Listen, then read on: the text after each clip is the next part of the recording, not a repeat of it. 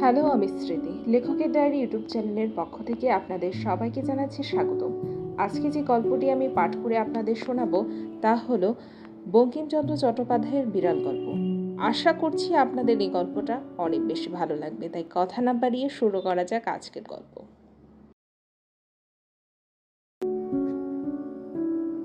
বিড়াল, বঙ্কিমচন্দ্র চট্টোপাধ্যায়। আমি শয়নগৃহে চারপাইয়ের উপর বসিয়া হোকা হাতে ঝিমাইতেছিলাম। একটু মিটমিট করিয়া ক্ষুদ্র আলো জ্বলিতেছে। দেয়ালের ওপর চঞ্চল ছায়া প্রেতবৎ নাচিতেছে। আহার প্রস্তুত হয় নাই, এজন্য হোকা হাতে নির্মিত লোচনে আমি ভাবিতেছিলাম যে আমি যদি নেপোলিয়ান হইতাম তবে ওয়াটারলু জিতিতে পারিতাম কিনা। এমতো সময় একটি ক্ষুদ্র শব্দ হইল, মেয়াও। চাহিয়া দেখিলাম, হঠাৎ কিছু বুঝিতে পারিলাম না। প্রথমে মনে হইল ওয়েলিংটন হঠাৎ বিড়ালত্ব প্রাপ্ত হইয়া আমার নিকট আফিঙ্গ ভিক্ষা করিতে আসিয়াছে। প্রথম উদ্যমে পাষাণবোধ কঠিন হইয়া বলিব মনে করিলাম যে ডিওক মহাশয়কে ইতিপূর্বে যথোচিত পুরস্কার দেওয়া গিয়াছে, এখানে আর অতিরিক্ত পুরস্কার দেওয়া যাইতে পারে না। বিশেষ অপরিমিত লোভ ভালো নহে। ডিওক বলিল, ম্যাও। তখন চক্ষু চাহিয়া ভালো করিয়া দেখিলাম যে ওয়েলিংটন নহে, একটি ক্ষুদ্র মার্জার। প্রসন্ন আমার জন্য যে দুগ্ধ রাখিয়া গিয়াছিল তাহা নিঃশেষ করিয়া উদারস্বাদ করিয়াছে। আমি তখন ওয়াটারলুর মাঠে ভুজ রচনায় ব্যস্ত, এত দেখি নাই। এখানে মার্জার সুন্দরী নির্জাল দুগ্ধপানে পরিতৃপ্ত হইয়া আপন মনের সুখে এ জগতে প্রকটিত করিবার অভিপ্রায় অতি মধুর সুরে বলিতেছেন ম্যাও। বলিতে পারি না, বুঝি তাহার ভেতরে একটু ব্যঙ্গ ছিল। বুঝি মার্জার মনে মনে হাসিয়া আমার প্রাণে চাহিয়া ভাবিতেছিল, কেহ মরে বিল সেচে, কেহ খায় কই। বুঝি সে ম্যাও শব্দে একটু মন বুঝিবার অভিপ্রায় ছিল। বুঝি বিড়ালের মনের ভাব। তোমার দুগ্ধ তো খাইয়া বসিয়া আছি, এখন বলো কি? বলি কি, আমি তো ঠিক করিতে পারিলাম না, দুধ আমার বাপেরও নয়, দুধ মঙ্গলার, দুহিয়াছে প্রসন্ন। অতএব সে দুগ্ধে আমারও যে অধিকার, বিড়ালেরও তাই, সুতরাং রাগ করিতে পারিলাম না। তবে চিরাগত একটি প্রথা আছে যে বিড়ালের দুধ খাইয়া গেলে তাহাকে তাড়াইতে মারিয়া যাইতে হয়। আমি যে সেই চিরাগত প্রথার অবমাননা করিয়া মনুষ্যকুলে কুলাঙ্গার স্বরূপ পরিচিত হইব, ইহাও বাঞ্ছনীয় নহে। কি জানি এই মার্জারি যদি স্বজাতি মণ্ডলে কমলাকান্তকে কাপুরুষ বলিয়া উপহাস করে, অতএব পুরুষের ন্যায় আচরণ করাই বিধেয়। ইহা স্থির করিয়া সকাতর চিত্তে হস্ত হইতে হোকা নামাইয়া অনেক অনুসন্ধানে এক ভগ্ন যষ্টি আবিষ্কৃত করিয়া সগর্বে মার্জারির প্রতি ধাবমান হইলাম। মার্জারি কমলাকান্তকে চিনিত। সে যষ্টি দেখিয়া বিশেষ ভীত হওয়ার কোনো লক্ষণ প্রকাশ করিল না, কেবল আমার মুখ পানে চাহিয়া হাই তুলিয়া একটু সরিয়া বসিল। বলিল, ম্যাও। প্রশ্ন বুঝিতে পারিয়া যষ্টি ত্যাগ করিয়া পুনরূপে শয্যায় আসিয়া হোকা লইলাম। তখন দিব্যকর্ণ প্রাপ্ত হইয়া মার্জারের বক্তব্য সকল বুঝিতে পারিলাম। বুঝিলাম যে বিড়াল বলিতেছে, মারপিট কেন? স্থির হইয়া হোকা হাতে করিয়া একটু বিচার করিয়া দেখো দেখি। এ সংসারে ক্ষীর, সর, দুগ্ধ, দধি, মৎস্য, মাংস সকলেই তোমরা খাইবে, আমরা কিছু পাইব না কেন? তোমরা মনুষ্য, আমরা বিড়াল, প্রভেদ কি? তোমাদের খুব পিপাসা আছে, আমাদের কি নাই? তোমরাও খাও, আমাদের আপত্তি নাই, কিন্তু আমরা খাইলেই তোমরা কোন শাস্ত্র অনুসারে ঠ্যাঙা লাঠি লইয়া মারিতে আইস, তাহা আমি বহু অনুসন্ধানেও পাইলাম না। তোমরা আমার কাছে কিছু উপদেশ গ্রহণ করো। বিজ্ঞ চতুর্পদের কাছে শিক্ষা লাভ ব্যতীত তোমাদের জ্ঞানোন্নতির উপান্তর দেখি না।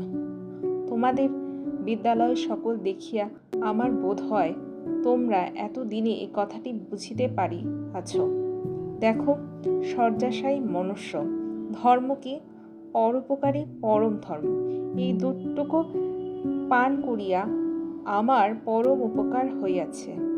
তোমার আহরিত দুধেই পরোপকার সিদ্ধ হইল, অতএব তুমি সেই পরম ধর্মের ফল ভাগী। আমি চুরি করি আর যাই করি, আমি তোমার ধর্ম সঞ্চয়ের মূলীভূত কারণ। অতএব আমাকে প্রহার না করিয়া আমার প্রশংসা করো, আমি তোমার ধর্মের সহায়। দেখো, আমি চোর বটে, কিন্তু আমি কি সাধ করিয়া চোর হইয়াছি? খাইতে পাইলে কে চোর হয়? দেখো, যাহারা বড় বড় সাধু চোরের নামে শিহরিয়া ওঠেন, তাহারা অনেক চোর অপেক্ষাও অধার্মিক। তাহাদের চুরি করিবার প্রয়োজন নাই বলিয়া চুরি করেন না, কিন্তু তাহাদের প্রয়োজন নাতীত ধন থাকিতেও চোরের প্রতি যে মুখ তুলিয়া চাহেন না, ইহাতেই চোরে চুরি করে। অধর্ম চোরের নহে, চোর যে চুরি করে সে অধর্ম কৃপণ ধনীর। চোর দোষী বটে, কিন্তু কৃপণ ধনী তদপেক্ষা শত গুণে দোষী। চোরের দণ্ড হয়, চুরির মূল্য যে কৃপণ, তাহার দণ্ড হয় না কেন? দেখো, আমি প্রাচীরে প্রাচীরে ম্যাও ম্যাও করিয়া বেড়াই, কেহ আমাকে মাছের কাটাখানাও ফেলিয়া দেয় না। মাছের কাটা পাতের ভাত নর্দমায় ফেলিয়া দেয়, জলে ফেলিয়া দেয়, তথাপি আমাকে ডাকিয়া দেয় না। তোমাদের পেট ভরা, আমার পেটে ক্ষুধা কি প্রকারে জানিবে? হায়, দরিদ্রের জন্য ব্যথিত হইলে তোমাদের কি কিছু অগৌরব আছে? আমার মতো দরিদ্রের ব্যথায় ব্যথিত হওয়া লজ্জার কথা সন্দেহ নেই। যে কখন অন্ধকে মুষ্টি ভিক্ষা দেয় না, সেও একটা বড় রাজা। ফাপড়ে পড়িলে রাত্রে ঘুমায় না সকলেরই পরের ব্যথায় ব্যথিত হইতে রাজি, তবে ছোট লোকের দুঃখে কাতরছি কে হইবে? দেখো, যদি অমক শিরোমণি কি অমক ন্যায়ালঙ্কার আসিয়া তোমার দুধটুকু খাইয়া যাইতেন, তবে তুমি কি তাহাকে ঠ্যাঙা লইয়া মারিতে আসিতে? বড় জোরহাত করিয়া বলিতে, আর একটু কি আনিয়া দিব? তবে আমার বেলা লাঠি কেন? তুমি বলিবে, তাহারা অতি পণ্ডিত, বড় মান্য লোক। পণ্ডিত বা মান্য বলিয়া কি আমার অপেক্ষা তাহাদের ক্ষুধা বেশি? তা তো নয়। তেলা মাথায় তেল দেওয়া মনুষ্য জাতির রোগ দারিদ্রের ক্ষুধা কেহ বোঝে না। যে খাইতে বলিলে বিরক্ত হয়, তাহার জন্য ভোজের আয়োজন করো। আর যে ক্ষুধার জ্বালায় বিনা আহ্বানে তোমার অন্ন খাইয়া ফেলে, চোর বলিয়া তাহার দণ্ড করো। ছি ছি! দেখো, আমাদের দশা দেখো। প্রাচীরে প্রাচীরে, প্রাঙ্গণে প্রাঙ্গণে, প্রাসাদে প্রাসাদে ম্যাও ম্যাও করিয়া আমরা চারিদিক দৃষ্টি করিতেছি, কেহ আমাদের মাছের কাটাখানা ফেলিয়া দেয় না। যদি কেহ তোমাদের সোহাগের বিড়াল হইতে পারিল, গৃহমার্জার হইয়া বৃদ্ধির নিকট যুবতী ভার্যার সহোদর, বা মূর্খ ধনীর কাছে শতরঞ্জ খেলোয়াড়ের স্থানীয় হইয়া থাকিতে পারিল, তবেই তাহার পুষ্টি। তাহার লেজ ফুলে গায়ে লোম হয়, এবং তাহাদের রূপের ছটা দেখিয়া অনেক মার্জার কবি হইয়া পড়ে। আর আমাদের দশা দেখে আহার অভাবে উদরক্রেশ, অস্থি পরিদৃশ্যমান, লাঙল বিনীত, দাঁত বাহির হইয়াছে, জিহ্বা ঝুলিয়া পড়িয়াছে, অবিরত আহার অভাবে ডাকিতেছি ম্যাও ম্যাও। খাইতে পাই না, আমাদের কালো চামড়া দেখিয়া ঘৃণা করিও না। এই পৃথিবীর মৎস্য মাংসে আমাদেরও কিছু অধিকার আছে, খাইতে দাও, নইলে চুরি করিব। আমাদের কৃষ্ণ চর্ম, শুষ্ক মুখ, ক্ষীণ সুকরুণ ম্যাও ম্যাও শুনিয়া তোমাদের কি দুঃখ হয় না? চোরের দণ্ড আছে, নির্দয়তার কি দণ্ড নাই? দরিদ্রের আহার সংগ্রহের দণ্ড আছে, ধনীর কার্পণ্যের দণ্ড নাই কেন? তুমি কমলাকান্ত দূরদর্শী, কেননা আফিংখোর, তুমিও কি দেখিতে পাও না যে ধনীর দোষেই দরিদ্র চোর হয়? 500 দরিদ্রকে বঞ্চিত করিয়া একজনকে 500 লোকের আহার্য সংগ্রহ করিবে কেন?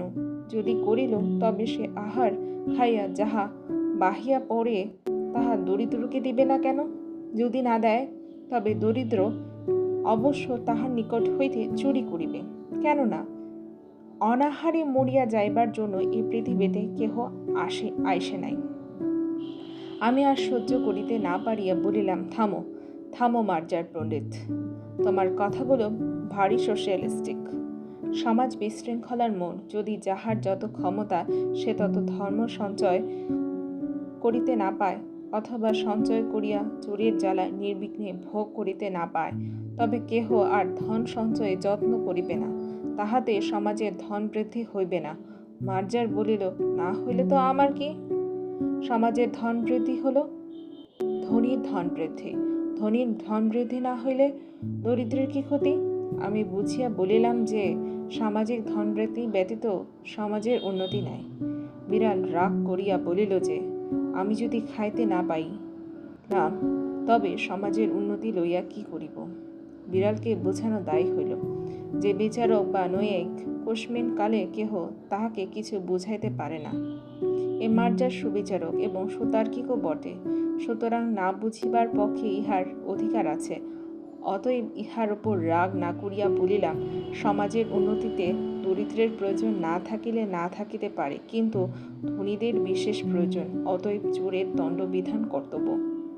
মার্জারি মহাশয় বলিলেন, চোরকে ফাঁসি দাও, তাহাতেও আমার আপত্তি নাই, কিন্তু তাহার সঙ্গে আর একটি নিয়ম করো, যে বিচারক চোরকে সাজা দিবেন তিনি আগে 3 দিবস উপবাস করিবেন।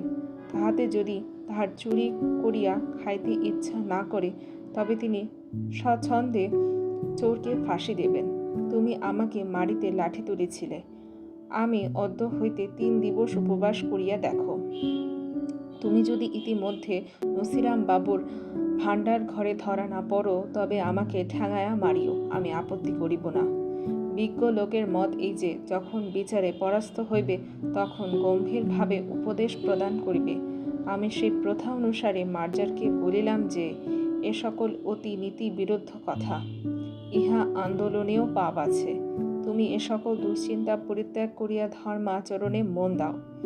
তুমি যদি চাহ তবে পাঠানার্থে তোমাকে আমি নিউম্যান ও পার্কারের গ্রন্থ দিতে পারি, আর কমলাকান্তের দপ্তর পড়িলেও কিছু উপকার হইতে পারে। আর কিছু হোক বা না হোক, আফিংয়ের অসীম মহিমা বুঝিতে পারিবে। এক্ষণে স্বস্থানে গমন করো, প্রসন্ন কাল কিছু ছানা দিবে বলিয়াছে। জলযোগের সময় আসিও, উভয় ভাগ করিয়া খাইব। অদ্য আর কাহারও হাড়ি খাইও না, বরং ক্ষুধায় যদি নিতান্ত অধীর হও তবে পুনর্বার আসিও, এক সরিষা ভোর আফিঙ্গ দেব। মার্জার বলিল, আফিঙ্গের বিশেষ প্রয়োজন নাই, তবে হাড়ি খাওয়ার কথা ক্ষুধা অনুসারে বিবেচনা করা যাইবে। মার্জার বিদায় হল। এটি পতিত আত্মাকে অন্ধকার হইতে আলোকে আনিয়াছি ভাবিয়া কমলাকান্তের বড় আনন্দ হইল। আর এখানেই শেষ হয় বঙ্কিমচন্দ্র চট্টোপাধ্যায়ের বিড়াল গল্প। আমার গল্প যদি আপনাদের ভালো লেগে থাকে তবে অবশ্যই আমার চ্যানেলকে লাইক, কমেন্ট, সাবস্ক্রাইব এবং শেয়ার করতে ভুলবে না। আজ এখানেই বিদায় নিচ্ছি। দেখা হবে নতুন কোনো গল্প নিয়ে। আপনাদের মাঝে আবার ফিরে আসবো আমি, স্মৃতি। বিদায়।